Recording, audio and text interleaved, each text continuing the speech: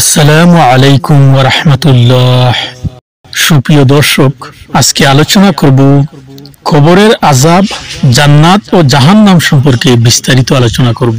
তাই ভিডিওটি প্রথম থেকে শেষ পর্যন্ত দেখবেন এবং এই চ্যানেলের মধ্যে যদি নতুন দর্শক হয়ে থাকেন তাহলে অবশ্যই চ্যানেলটি সাবস্ক্রাইব করবেন।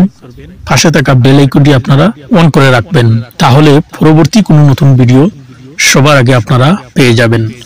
কবরের আযাব।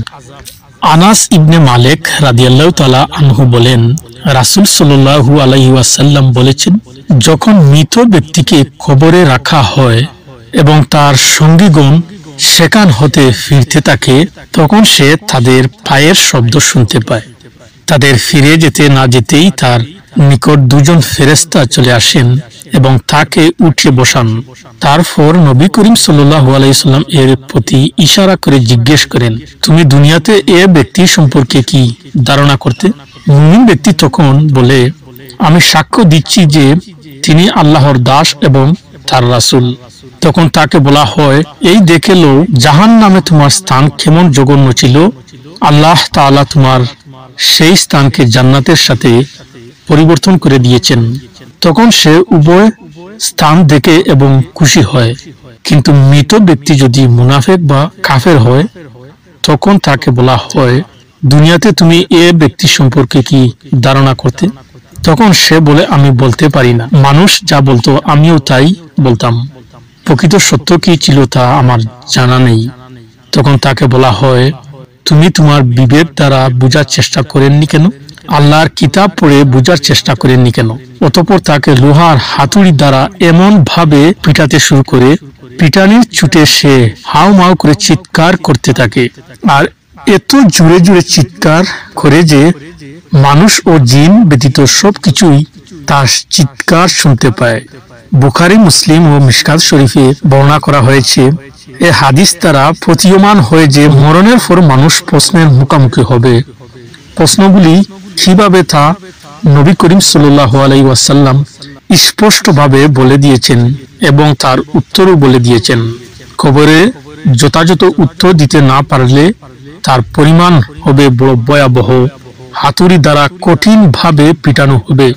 মানুষ এবং জিন ছাড়া জীব জন্তু, কীট পতঙ্গ ও জড় বস্তু সব কিছুই শুনতে পাবে।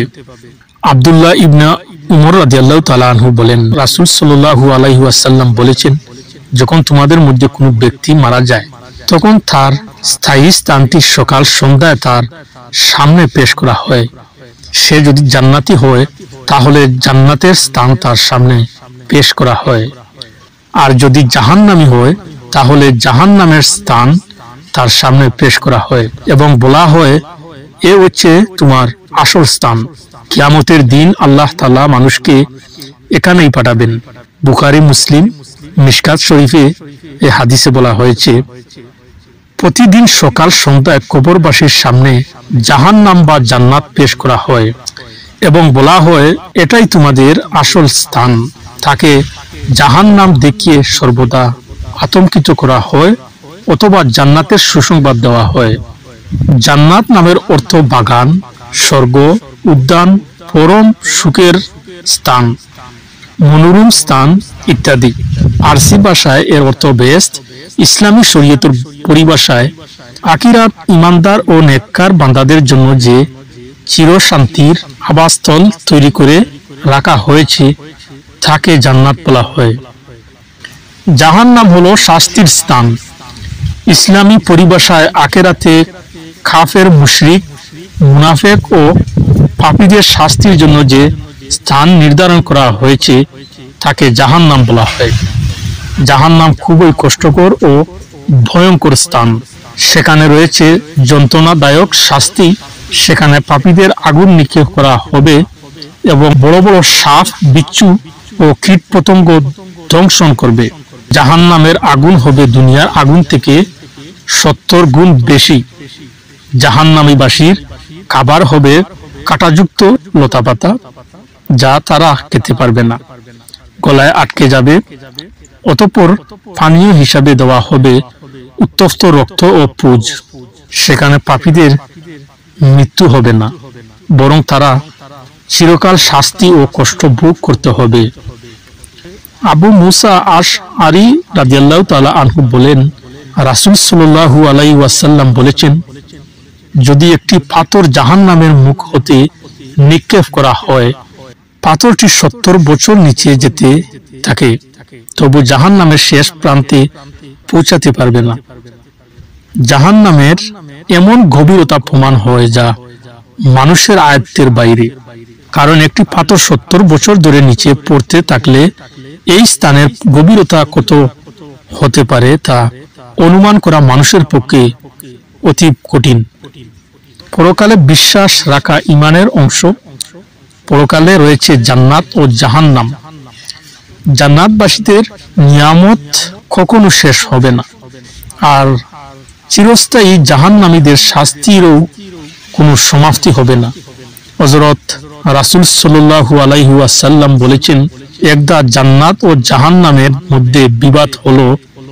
জাহান্নাম বলল, আমার ভিতরে অহংকারী এবং বেনামাজি লোকেরা থাকবে, আর জান্নাত বলল, দুর্বল ও দরিদ্র ব্যক্তিরা আমার ভিতরে বসবাস করবে।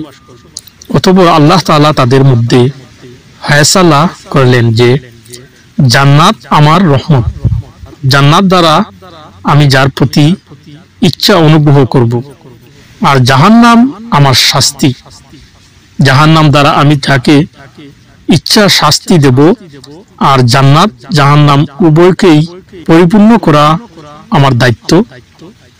সহিহ মুসলিম। জাহান্নাম থেকে পরিত্রাণের উপায়। আল্লাহ তাআলা ও তার রাসূলের প্রতি যারা ঈমান আনবে না, তারাই জাহান্নামের অধিবাসী হবে। তাছাড়া যেসব লোক দুনিয়ায় অন্যায় ও অশ্লীল কাজ করে বেড়ায়, তারাও জাহান্নামের শাস্তি ভোগ করবে। সুতরাং আমরা এসব কাজ থেকে বিরত থাকব, আল্লাহ ও রাসূলের নির্দেশিত পথে জীবনযাপন করব, তাহলে জাহান্নামের কঠিন শাস্তি থেকে রেহাই পাব। প্রিয় দর্শক, ভিডিওটি ভালো লাগলে অবশ্যই চ্যানেলটি সাবস্ক্রাইব করবেন।